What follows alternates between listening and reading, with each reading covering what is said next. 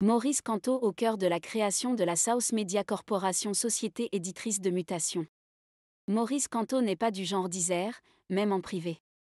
De sa voix calme, souvent de manière pédagogique, il parle, en ponctuant son propos d'un « je vais vous expliquer » qui revient chez lui comme un tic verbal.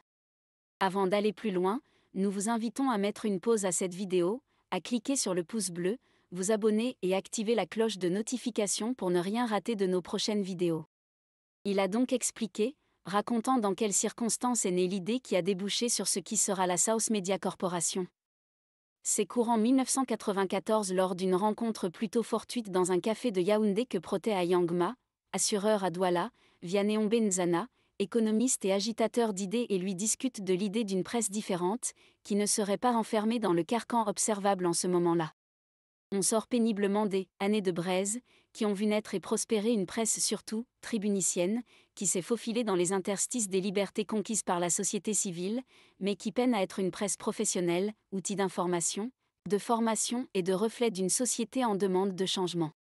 Les choses vont vite. Ombenzana vient d'être viré de la Société nationale d'investissement où il était cadre, du fait de ses tribunes dans la presse d'opposition, et est disponible pour endosser le projet, en se reconvertissant.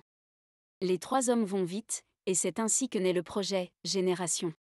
Vianney Ombenzana prend avec lui de jeunes journalistes formés à l'ESTIC, auxquels il associe quelques jeunes sortis de l'université.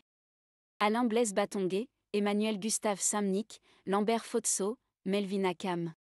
Le lancement de Mutation sera accompagné du naufrage de Génération en quelques mois. Le titre Mutation sera lancé, mais encadré par une société éditrice.